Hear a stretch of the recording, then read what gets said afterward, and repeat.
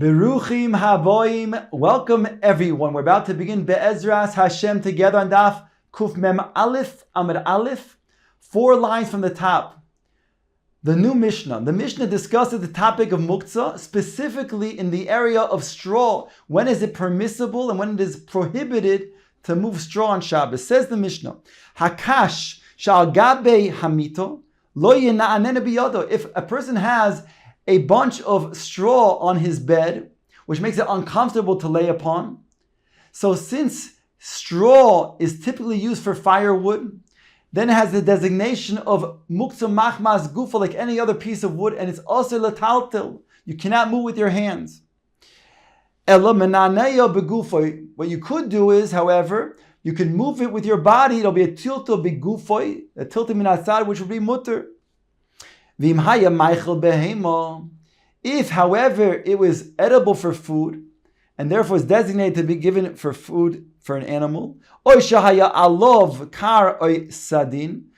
has upon it cushions and pillows, therefore it's already designated to be part of your bedding, then it's now muksa, and therefore you can go ahead and move it with your hand directly. The Mishnah goes on to say, Machbesh shel bale batim matirin avol kovshin. Machbesh is when you have 2 boards, 2 planks, or 2 stones that was closed onto freshly laundered garments in order to press them down. And so if you have this machbesh shel balabatim and you want to remove a garment, you go ahead and open it. Since you're going to use that garment for Shabbos, it's mutter. Avaloi kovshin. But you cannot go ahead and be koivesh, you can't go ahead and put it in the first place, because since it's a process that takes at least a day, therefore it'll be a preparation for the weekday and it will be osir. V'shal koivsin lo yigaboy. But if it's shal koivsin, there it's considered something that is pressed very strongly, thereby it's going to be osir because it's a tikkun of the beged, and therefore even if you were to remove it, unlike the removing the beged, the matering beged from the machbesh shel balabatim, here is considered to be so strongly pressed that it's considered to be soiser midrabanon, and therefore one cannot remove it, even for the uses of Shabbos. Rabbi Yehuda oimer im haya muter me'erev Shabbos mater es kuloi v'shomtoi.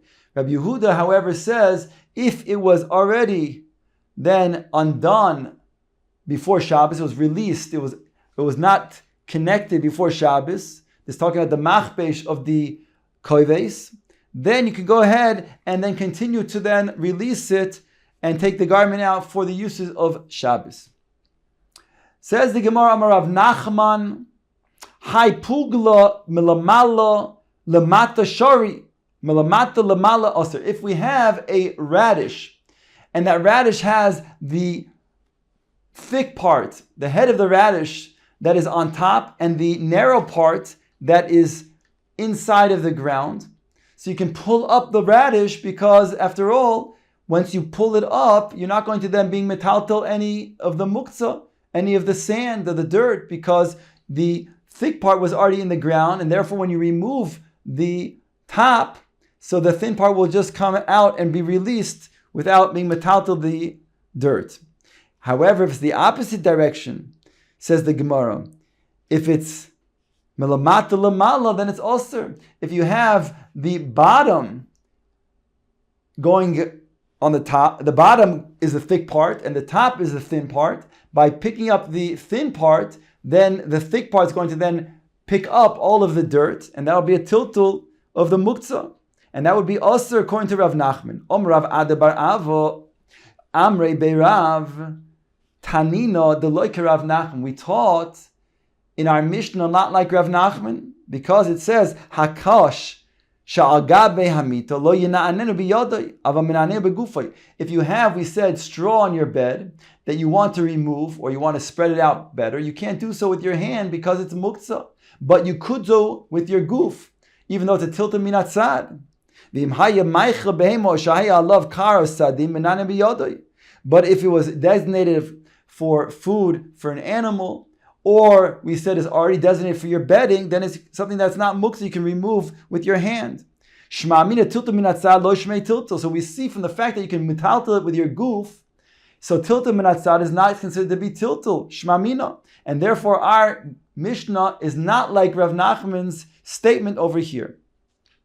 Says the Gemara, Vayter Rav Yehuda, Hani pilpali meidak, chada bekata de sakina, shori, tarti asir. Once we're talking about that which is done with a shinui, we talked about a tilta min hatzad, and therefore it's mutter, our Mishnah states. So now we're talking about doing a form of grinding, which is going to be with a shinui. If a person takes the back of a knife and he then hits the pepper, so if he does so one at a time, is going to be mutter with that shinui. Whereas tarti is osir, if he does two, then it's already going to be osir. Rava Mar kivan the mishani afilu tuvanami. Rava says once you make a shinui by using the back of the knife, so then that's already going to be mutter. It's not going to be a melacha of techina, of grinding. Rav Yehuda said another statement, another halacha. Man desachi b'maya ligniv nafshe bereisha v'hoda lislik. If a person is in the water, let's say he's in the lake, and when he comes out, we're talking about on Shabbos, so then when he comes out, he has to then make sure that all of the water has been dried off his body before he goes on to walk along the lake shore. Because if not, Dilma osila asir dalet amos bekarmelis, he may be carrying water dalet amos on his person, on his body, dalet amos in the karmelis, which would be an isur d'rabbanan. If so, asked the Gemara, ki konachis nami kodachi koicha de dalet amos va'osir. Even when he goes down inside of the lake, in the first place, when he pushes with his force of his body, that will then also cause the water to then go dalet amos. And therefore, mikoicha, that should be osir. Answers the Gemara, since the lake is a karmelis, koicha bekarmelis lo gozer, they wouldn't make a gzeira, the Chacham did not make a gzeira of koicha in karmelis. And therefore, that would not be an issue of being metaltel, being moitzi, dalet amos, and issues of the karmelis. Omar Abaye vitema Rav Yehuda. Abaye said, or you can say it was in the name of Rav Yehuda, tit sha'al gabe ragloi, if a person has clay on his foot or on his shoe, so he says over here, you should then scrape it off on the ground, but not on the kaisel, not on the wall. Omar Rava said, my time what's the reason why you cannot scrape off the clay on the wall? Mishum de mersi keboine. You're saying because it looks like boine, and therefore midrabana would be also to do that. You're being moistif on a boina, on a building. So he asked Rabbi, but however, this would be a building of a field. In other words, not a typical type of way of building. When a person builds a house is done with lime, not with clay. And therefore, here it's a davar she'eino miskaven, therefore it should be mutter. Elomar Rava, rather Rava says, mekanchoi bekoisel ve'em mekanchoi bekarka. Dilma osi lashvir gumois. You could scrape off that additional clay that's on your foot or on your shoe. You can scrape it off on the wall, but you shall not scrape it off on the ground, because if you scrape on the ground, you could be then evening the ground, leveling the ground, and that's an isur deraisa of mashve gumos of boine. Or if it's in a field, then it would be a issue of charisha. Itmar Marbre Ravino Omar. Marbre Ravino said the following: Echad ze ve'echad ze osir. They're both osir. To scrape your foot that has clay on it, either on the ground because of mashve gumos or on the wall, would also be a problem. He says because it's mechse keboine. Rav Papa Mar Echad ze ve'echad ze mutter. Rav Papa says they're both mutter. Both on the wall is mutter because we said it's not the typical way of building a house that's done with lime and not with clay, and therefore davar she'eino miskaven is mutter, the sheet of Rabbi Shimon. And also Rav Papa describes the sheet of Rabbi Shimon that if it's on the ground to be mashve gumos, he doesn't have an intention to go ahead and mashve the gumos, and therefore again it's a davar she'eino miskaven, which is mutter. Lamar Braid Ravina b'may mekanchile. But according to Ravina, who says that they're both osir, both to then scrape the additional clay on the wall or on the ground, what would he then use to scrape off the clay? Answers the Gemara, Mekanchle Bekara. He would use a beam to then scrape off the clay from his shoe or his foot. Says the Gemara, Vaiter Amarove Lo Lisiv Inish Apume Delechia. A person should not sit on the entrance to a mavui where there's a lechi. A mavui typically has 3 different walls, comes out from a chotzer into the 4th opened wall, goes into the Rishus HaRabim. And either it can be rectified with a lechi or with a cross beam and a kara, and a person can then carry, he can go ahead and carry in the mavui, and he'll be then aware that the mavui is leading into the Rishus HaRabim. So it says over here, if a person is sitting by the end of the mavui next to the lechi, so he should not sit there. Why? Because dilma migandro le chayfetz v'osi lasuyi. Maybe he'll have an object that will roll into the Rishus HaRabim, and then he'll go out and he'll pick up the object and he'll go back to where he was sitting, which is inside of the mavui, and he'll then carry from the Rishus HaRabim into the mavui, which would be an issue of carrying from the Rishus HaRabim into the Rishus HaYochid. V'omar Rav, and Rav said another halacha, lo litzadid inish kuba. A person should not take a kuba, right, a chavis, a barrel, and try to mitzadid it by pushing it back and forth to then situate it on the ground. Why? Says Rava, because dilma osi lashvei gumois, because maybe the ground is not level, and he'll then go ahead and level the ground that way. It'll be an issue of being mashvei gumois, an issue of boine, or again, if it's in a open field, then it will be an issue of chayresh. V'amar Rav, another halacha Rav stated, lo lahaduk inish udra bepuma deshisha.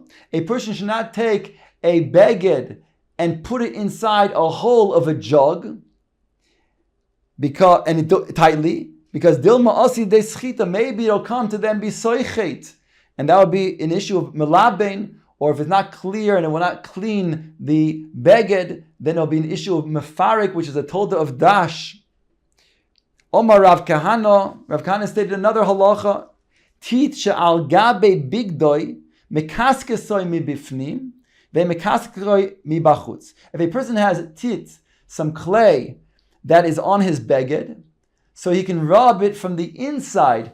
Right? I mean, the stain is on the outside, that's where the clay is, and he can put his hand on the inside of the beged and rub it from the inside, but not from the outside. Meisvei asked the Gemara, why is it that he can go ahead and rub it from the inside? You're saying because it's not muchach, it doesn't appear to be malabein from the inside, only if you would do it from the outside. Asked the Gemara, Ticha al gabi menalo megaro begav sakin. So